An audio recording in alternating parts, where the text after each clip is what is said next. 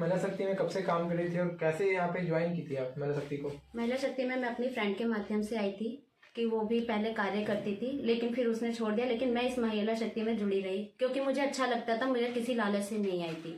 यहाँ पर एक मतलब कि और भी मेरे साथ अधिकारी थे जो सभी थे, लेकिन जो ये जायसवाल और अनीता करते थे ना, ये इसकी चीजें बुरी लगती थी कि जो इसके साथ इसके जैसा बन जाए उसे तो बहुत अच्छे से होता है, लेकिन जहां इससे कोई सवाल पूछ लेना ये वहीं पर ही उसको ग्रुप से बाहर कर देता था, संस्था से बाहर कर देता था। और इसके बाद संस्था में उन लोगों को रखता था जो इसे पैसा देता था, और पैसा इसलिए देते थे क्योंकि ये मांगता था, और इसे ये लगता था कि आज हम भी सभी इसीलिए दे देते थे कि चलो आज हमारे राष्ट्रीय अध्यक्ष है। लेकिन इसको ये नहीं पता था कि हम जहाँ रहते हैं हम सबको हम एक परिवार की तरह एक संस्था में महिला शक्ति में पहले काम करते, लेकिन इसने ऐसी ऐसी बातें सबको बोली कि पूरे सभी दिल्ली के अधिकारियों से हमारी बिगाड़ करवा दी। और इसने वीडियो भी बनवाई, जब 13 को रैली होनी थी इसने वीडियो भी बनवाई कि जो हमारी प्रदेश अध्यक्ष आरती बहन उनके बारे में गलत बुलवाए। बेशक उस टाइम पे मैं बोली थी, लेकिन सब जायसवाल के और अनीता के थे। मैंने उस टाइम पे ये बोला। उसके बाद कई बारी इसने ये भी बोला कि आरती बत्रा ये है, आरती बत्रा। उस टाइम पे भी मैंने कुछ नहीं कहा, लेकिन धीरे धीरे जब हमें सच्चाई पता चलने लगी इस महिला शक्ति में कि क्या ये पूरी तरीके से फ्रॉड है, ये सभी अधिकारियों को बेवकूफ बनाता है, लूटता है, बस पैसा खाता है। इसके साथ ये जिसके साथ रहते हैं पैसा इसके जहां इसका मतलब निकल गया वहीं से ये संस्था से लात मार के भगा देता है। इसका काम ये करता है। इसकी शुरू की अब की आदत नहीं, पूरे 2 साल से लेके सभी अधिकारियों के 28 राज्यों के अधिकारियों को बेवकूफ बना रहे। मैं सबसे यही कहना चाहूंगी, अभी भी टाइम है कि सभी अधिकारी इससे पीछा छुड़ा लें। ये फ्रॉड है, सभी को एक सड़क पे ले आएगा। जैसा कि हमें पता चला है कि जब महिला शक्ति के पूर्व प्रदेश अध्यक्ष आरती बत्रा मैम थी, तो पहले तो वो भी काम करती थी, बट उनको जब सच्चाई पता चला तो उन्होंने संस्था को 6-7 महीना पहले ही छोड़ दिया। फिर आप लोग को भी छोड़ देना चाहिए, बट आप लोग छोड़कर उनके साथ काम किए जायसवाल सर। इसका रीज़न क्या था? इसका रीज़न ये था, जब पहली बार गुलाब जायसवाल और अनीता दिल्ली आए हुए थे मऊ जेल से, तो यहाँ पर क्या हुआ था कि एक दिन का ATM बोलकर मेरे भाई का लिया था। ये हो रहा था कि एक दिन के लिए हमें ATM दे दो, उसके बाद हम आपको लौटा देंगे। धीरे धीरे करते इन्होंने 1 हफ्ता हो गया।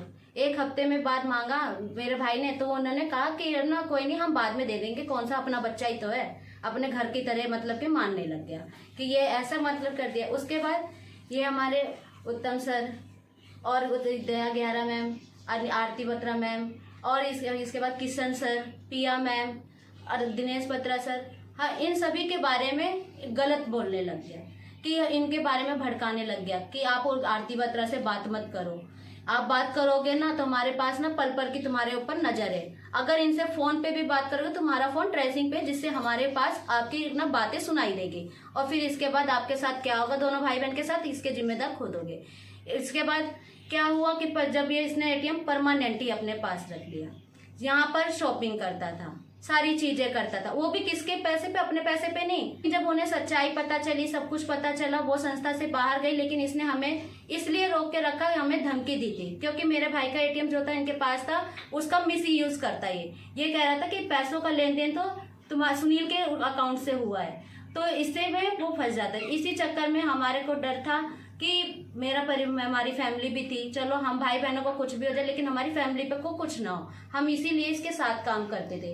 और मेन चीज ये थी कि पैसा भी दिया था कि हमारा पैसा भी किसी तरीके से निकल जाए, ये भी चीज थी। बस इसी चीज के लिए इसके साथ हम जुड़े थे, लेकिन हमारे उधर सबके साथ बिगाड़ करवाने के बाद भी इसने दिल्ली में हमें कहीं का नहीं छोड़ा। हमारे बहुत से दुश्मन उनके खिलाफ है। ये होता था कि तुम कहीं भी जाओगे ना, आरती बत्रा कुछ भी कर देती। हमें जानकारी मिला था कि अप्रैल महीना में यहाँ पे एक रैली होने वाली थी, जो कि सर पोस्टपोन्ड हुआ था किसी वजह से, तो उसमें भी आप लोग के द्वारा वीडियो आया था, और जायसवाल भी बोला था कि जो पूर्व अध्यक्ष थी यहाँ की दिल्ली की आरती बत्रा मैम, उन्होंने 6-7 लाख का मतलब घोटाला किया। इस पे क्या सच्चाई है, आप हमें थोड़ा विस्तार बताएं। ज्यादा से ज्यादा सिर्फ 35,000 रुपए ही इकट्ठा होते, वो भी दिल्ली में ज्यादा जिले तो खड़े नहीं थे, तो कुछ ही जिलों से, एक ही जिले से अमाउंट आया था, जो कि वो भी अमाउंट हाँ, रैली के नाम पे जो इकट्ठा हुआ था वो भी जायसवाल के लिए इकट्ठा हुआ था, क्योंकि इसने ही दिल्ली में आकर खर्चा करवाया था। इसी की वजह से ही सभी अधिकारी पैसे देने से वो करते थे कि हमसे अब पहले पैसा नहीं है, क्योंकि आरती बत्रा मैम के पास कोई भी पैसे के लिए लेन देन नहीं होता था। इसके लिए ये सारे इल्जाम बेबुनियाद है और उसके पूरा प्रूफ आरती मैम के पास है। ये सारी सच्चाई है। इसके बाद ये जिसके भी साथ और जो 13 अप्रैल को रैली होने वाली थी, इसके बारे में बताना चाहूंगी। ये रैली बोलता था, जायसवाल और अनीता बोलते थे कि आरती बत्रा ने कैंसिल करवाई है, जबकि इसके काम ही कुछ ऐसे थे जो ये दिल्ली के अंदर रैली होती ही नहीं थी। ये कहता था महादेव की संस्था है कि ना, जो गलत करता है उसके साथ ऐसा ही होता है। तो ये महादेव की संस्था है, तो दिल्ली के अंदर जो रैली नहीं हुई, क्योंकि इसके जो पुराने फाइल थी जो इसने गलत काम किया था, उसकी पूरे ब्यौरा जो है यहाँ पर प्रशासन के पास आ गया, जिसकी वजह से प्रशासन ने इसे रैली निकालने की परमिशन नहीं दी थी। और लेकिन ये कहता था कि आरती मैम से जो रैली का प्रशासन से कोई परमिशन, तो इसका पूरे लेटर, ये रैली कैंसिल होने का पेपर है, जो कि इसके पुराने काले चिट्ठे सारे खुल चुके थे। इसीलिए प्रशासन ने कहा कि ऐसे इंसान की रैली होनी दिल्ली में हम होने नहीं देंगे। अगर यही रैली कोई अच्छा इंसान करेगा तो हम उसे सपोर्ट करेंगे, लेकिन एक गलत इंसान को हम किसी भी कीमत पर दिल्ली से रैली नहीं निकालने देंगे। ये था रैली रुकाने का रीजन। मैंने बहुत सारी चीज़ें सुना है यूट्यूब पे, आपके द्वारा डाला गया था वीडियो, मतलब आपके द्वारा कि उनके संस्था के जो यूट्यूब चैनल था उस पर डाला गया था कि आरती मैम को आप लोग मतलब अब्यूज़ कर रहे थे, यहाँ तक कि प्रिया मैम या फिर मेरे बारे में बोला गया था, आपको और लेकर एक मेरे टैग भी दिया गया था। इसमें क्या सच्चाई था जो आप लोगों ने बोला था? मेरे को भी बोला था, प्लस जायसवाल भी मेरे बारे में बोला था। इसके बारे में विस्तार मुझे बताएं। ऐसे इसलिए बोला था क्योंकि ये चाहता था कि है ना हम इसके पूरे हो गए। इसने ये बोला था कि जो आरती बत्रा है ये आप लोगों का गलत यूज़ कर रही है। और इसके बाद जो पिया है, उत्तम ग्यारा है, किशन सर, हम एक भाई बहन के रिश्ते से, इसने वो भी मेरे पापा इसके पास मिलने के लिए गए थे, इसने बुलाया था। मेरे बारे में और किशन सर के बारे में इसने गलत है, जबकि जो गलत लोग होते हैं वो खुद ही गलत करते हैं। उसने हमारे भाई बहन के रिश्ते पे भी कीचड़ उछाला। और इसके बाद लोगों के प्रति भी मनमुटाव, मैं पिया मैम और उत्तम ग्यारा सर से, दया मैम से, आरती मैम से और कृष्ण सर से, मैं सभी, और दिनेश बत्रा सर से, मैं सभी से इन सब चीज़ों की माफ़ी मांगना चाहती कि ना अनीता और जायसवाल के दबाव में आके कर रहे थे, क्योंकि ये मेरे भाई का एटीएम उनके पास था। अब ना उस अकाउंट को बंद करवाने के लिए हमने बैंक में एप्लीकेशन लगवा रखी है। हमारा और अनीता जायसवाल से कोई लेना देना है।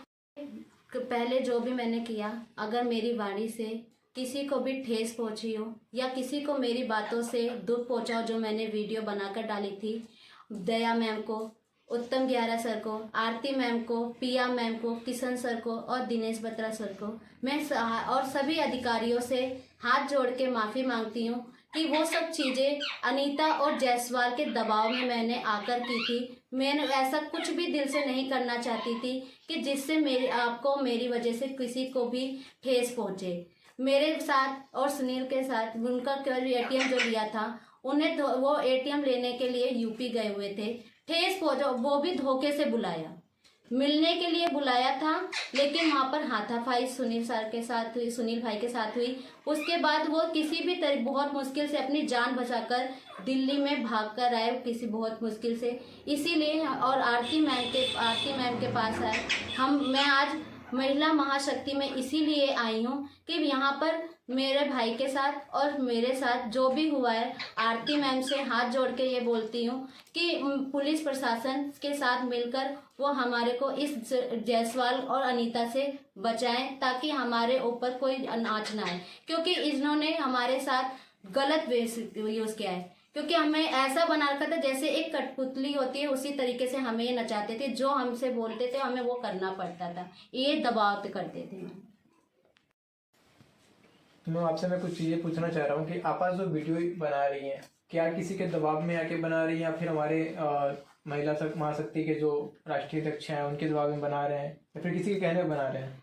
नहीं, ये वीडियो मैं अपनी इच्छा से बना रही हूँ। मेरे ऊपर किसी का कोई दबाव नहीं है, क्योंकि इस टाइम पे जो मेरे साथ और सुनील भाई के साथ हुआ है, मैं नहीं चाहती कि और किसी के भी साथ हो। तो पूछना चाह रहा हूँ, जो आप आज पहले वीडियो जो बना रही हैं, किसी के दबाव में बना रही हैं या फिर अपने मन से बना रही हैं? ऐसा तो नहीं कि आप यहाँ संस्था में हमारे ऑफिस में आए तो आप उनके दबाव से बना रहे हैं?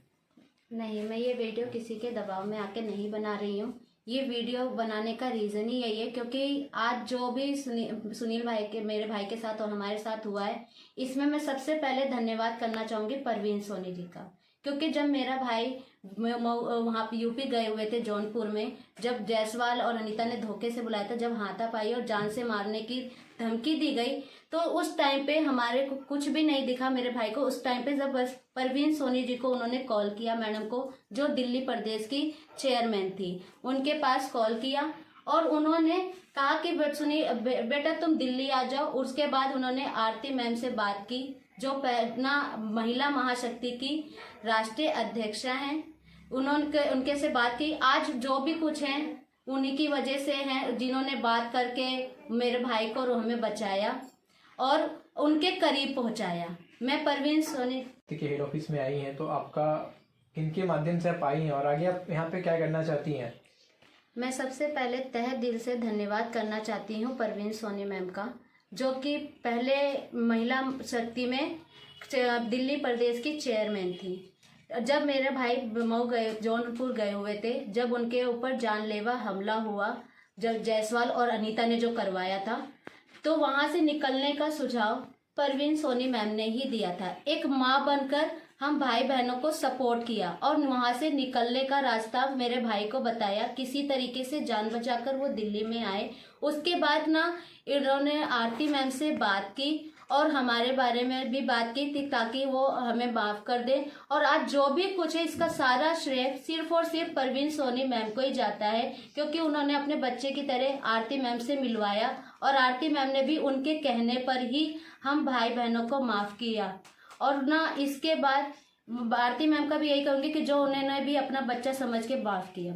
तो मैम आपसे एक लास्ट क्वेश्चन मैं पूछना चाहूँगा कि आप कभी फिर दोबारा उनके साथ जुड़ के काम करेंगी, जो काम जो पहले आप कर रही थी? बिल्कुल नहीं, मैं अनीता और जायसवाल के साथ किसी भी कीमत पे भी काम नहीं करना चाहूँगी और मैं सुनील भाई को भी नहीं करने दूंगी। हम दोनों भाई बहन तो बिल्कुल नहीं करेंगे और बाकी जिसे करना है वो करे, लेकिन हम नहीं करेंगे। बाकी मैं अपने दिल्ली प्रदेश अब जो महिला महाशक्ति में राष्ट्र अध्यक्ष के पद पर हैं परवीन सोनी मैम का, उनका विश्वास और आरती मैम का विश्वास अब मैं बिल्कुल भी हम भाई बहन नहीं तोड़ेंगे।